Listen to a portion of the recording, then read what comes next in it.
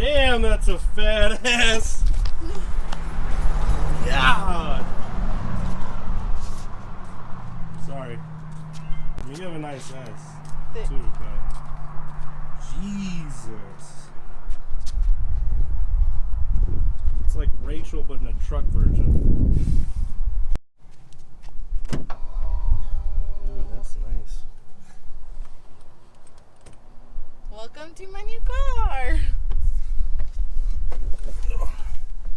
What's up, Dream Chasers? What's up, Wrench Gang?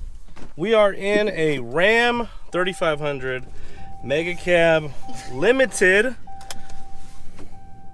So, It's a mouthful. it is. That's what she said. You can't say that's what she said on your own thing. Yes, I can. I can say whatever I want, man. Let's turn on. It is hot. It is toasty. I haven't been in my truck all day. Should have cold started, but okay. So I leaked this a little bit on one of my other videos, but I didn't show you guys very much. So a little backstory is we've been trying to get this truck and trade Rachel's truck in for a little bit, and I'll be honest.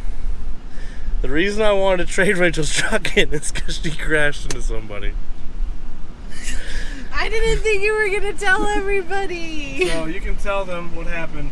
So, again, it was a long 2 days. I had been doing inventory. We had moved all of our clothes and everything to the new gym, and we needed to re-inventory it, which means you have to count everything, put it back into Shopify, make sure it's right, put it in order. And we have so much stuff that it took me 2 full days. Like, I'm talking from 8 o'clock in the morning till 1 o'clock in the morning.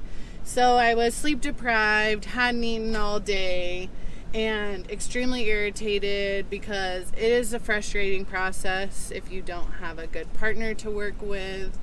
And I was pretty much doing it on my own. So I always park my truck next to the handicap spot because it's a big truck and I can just pull it out and I don't have to worry because there's nobody there. So not knowing and not paying attention, the boys had taken my truck earlier in the day to go get lunch. Now, hold on. Okay. She hit a Corvette that is the brightest orange you can see. Let me tell my story. Okay, all right. Okay. Let me tell my story. All right. So I am still thinking in my head. I'm literally just walking. I get in my truck and I'm not paying attention. Mind you, 5 minutes before this, our friend who owns a gorgeous limited edition bright orange Corvette had parked right next to me, and I had seen it because our building is glass. And I literally just got in my truck, wasn't paying attention, thinking that I'm parked next to the handicap spot, and I just pulled out. And as I... It's not even funny, but I just got like the biggest lump in my throat because I'm like, it was so devastating. Like, I feel like I might cry. But I go to pull out and I hear like, and I'm like, what is that? And I get out and I come from this side around and I was like, oh my God, that Corvette was parked next to me and I had pulled it like out of the parking spot with my truck. Luckily his car got fixed and it's all good now. My car. Yeah, sorry, Stephen Harper. Yes. Harper. Sorry. I called Kevin and I was like, come out. He's like, I'm working, and I'm like, come out here.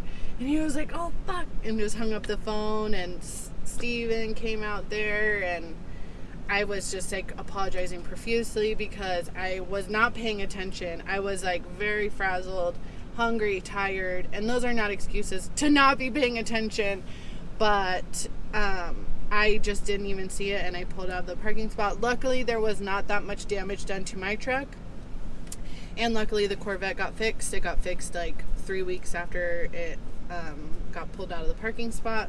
But it is one of those stories that I will never ever ever live down in my whole entire life. It is now, luckily, we can all joke about it and laugh about it, but when it happened for probably 2 days, I was like, extremely devastated. Yeah. So I was more upset than she was, because one, he's a good friend of ours. Two, like, we're car people, so we understand.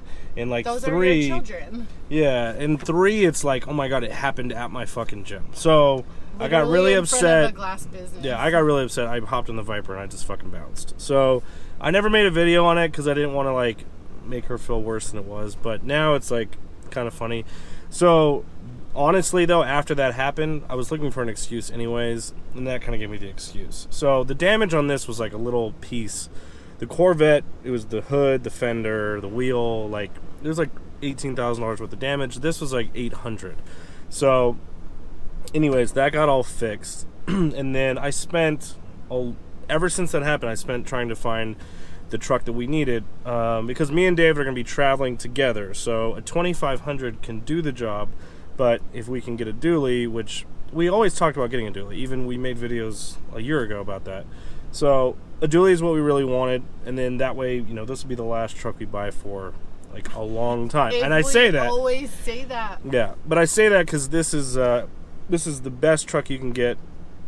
So our buddy Jim, Mr. Red Eye Racing, I saw his in person, and I was like, fuck, those are nice trucks. And I never drove one with the 1,000 torque or whatever, with the high output engine, the Allison transmission. So this definitely drives different. It doesn't ride as bad as I thought because it's 3,500. It's extremely nice. It's the nicest truck I've ever been in. But we got a really good deal on it. I went to Vernon out in Texas because I was going to go to the place that we got the Trackhawk from. So this is the story. Yeah, so that's that I didn't know if I was able to tell it in the last video about the Trackhawk. So originally we were going to take my truck up to Minnesota. I always want to say Michigan. We're going to take it up to Minnesota. Ian and I were going to drive up. We were going to trade in my truck for the 3500 and the Trackhawk, and we were both going to drive down, and it was going to be like super easy. Come to find out, the dealership, everyone and their fucking brother is buying trucks right now. So literally the truck that we wanted got sold out from underneath us, and we just couldn't find the truck that we wanted, that I wanted, if I was going to get rid of my truck. So we ended up having to fly up to get the Trackhawk, and we found the truck that we wanted in Vernon, and I was going to go pick it up. The cool thing is, in Vernon, they will literally deliver it to you anywhere in the United States for free when you buy the car. So that was really nice. Luckily, it's only like 3 or 4 hours from us, which is really cool, but they delivered it literally like 2 days after we bought the Trackhawk, and they picked up my truck, and here we are.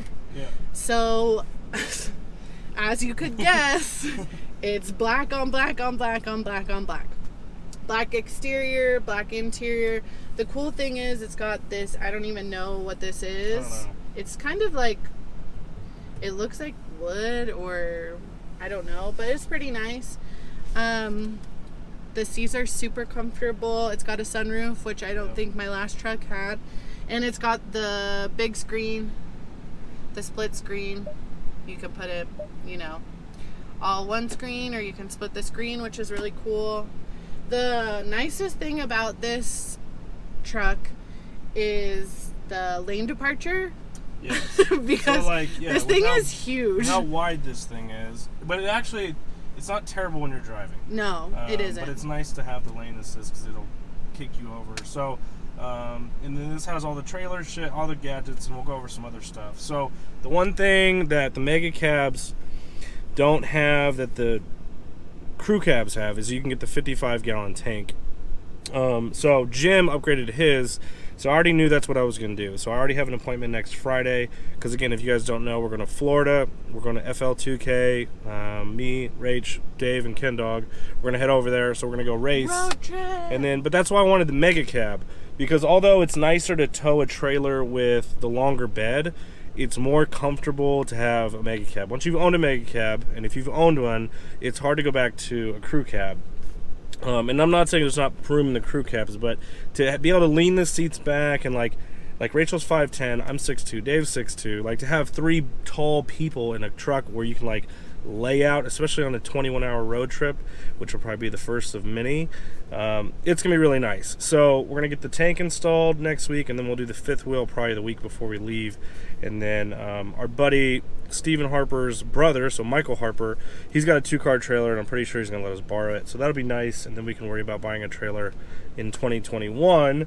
But Rachel's been driving this. I drive this too. It's a really nice truck. It's actually like... It definitely, in my opinion, it drives better than the 2500. I was really nervous about driving this truck because of my incident. Yeah, you should see, like, when she backs in at the gym, she'll, like, park all the way down. And then, like, when she pulls out now, she'll go straight and then turn. So it definitely taught me a lesson that I probably should have already been doing. I think that we, as human beings, just get complacent. And I definitely have changed the way I drive. Or at least the way I get out of parking spots, Yeah. let me say that. Yeah. But I was really nervous the first time that I drove this because it is so wide and pulling it out of the parking spot. But I really feel like there's not that much difference, but you are constantly aware that you are driving a dually, and it makes you aware the whole time that you're driving that you need to be aware of your surroundings, because you are in a very wide truck and you need to be concerned with all the people around you all the time. Yeah. So as far as like a Limited and a Lariat or Laramie, there's a big difference to me. Like the seats Huge. feel different. The interior is, I mean, it like everything is leather wrapped, and I mean it's super nice. yeah, again, I just don't even know what this is. I don't either. This is weird. I'm not really sure. So There's this kind of... yeah, I don't know. It's nice. It's super nice. The outside, like, so you guys probably don't know this, but so we already had the wrap for Rachel's truck. The awesome thing is it's the exact same size, so we already have the wrap for this, which Misa's gonna do in 2 weeks. But the outside of the truck, like the wheels look dope. Like the whole truck, like you don't have to do anything to it. Like I'm not gonna put wheels on this truck. I might do upgraded tires eventually and do a leveling kit in the future, but it's like there's nothing to do on the truck. Like it just looks extremely good. They did a really good job with this truck.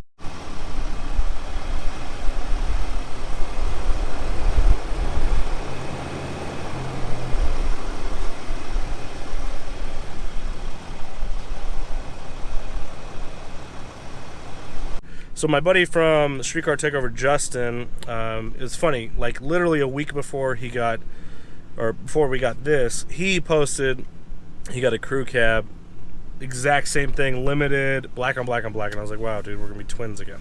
So because it's like he bought a Trackhawk, or I bought a Trackhawk, then he bought one. It's just like we have the same cars, so it's just funny. But the reason I really wanted this, so Jim, I sat in it and it was just like, damn, this is super nice. So it was nice to get somebody's opinion who's already had it for a while, and he drives the shit out of that. So, and we'll be seeing Jim hopefully soon, for sure, in Houston, and then he might go to Florida too. So, anyways, so what do you think about? Do you like this though?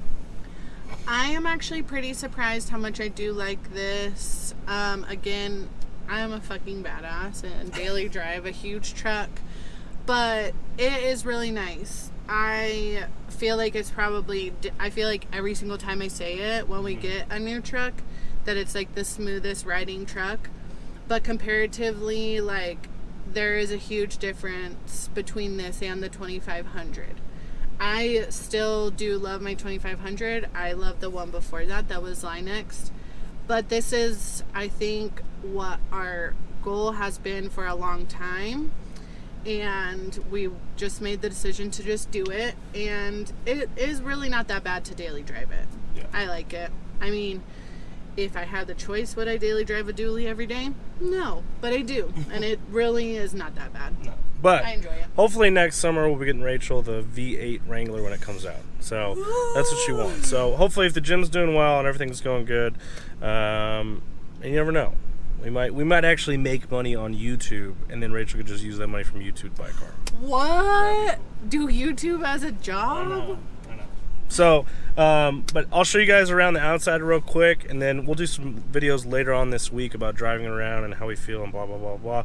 But we just want to make a video of kind of the new truck to the channel, so I don't have to keep fucking hiding it. Same with the Trackhawk. Like, I drive it every day, so it's hard not to post on social media and stuff. But introduction day. yeah, so this is nice, though. It's great. It's a good truck.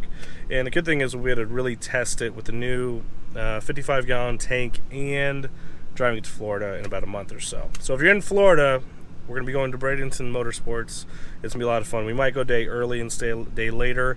So go hang out in Florida and go do some fun stuff. But anything else? I don't think so. All right, if they want to follow you, where can they follow you at? Okay, you can follow me. And no, she doesn't have an OnlyFans. I know, shit. I wouldn't. Oh my god. Not that I wouldn't have it, but Yeah. I just don't even post on social media. So you can find me on Instagram at Rachel Van Voorst. You can find me on Snapchat at Rachel Webster 13. Yep. That's it. Yep, and she'll be doing more vlogs with me, so that way she can keep me in line, because I'm busy during the week, so it'd be nice to be like, hey, we're gonna make videos. I'm like, okay, cool. So, you guys know what to do. Follow me at CaliBoyKev on Instagram and on Snapchat. Thank you guys for watching. As always, we're out this bitch.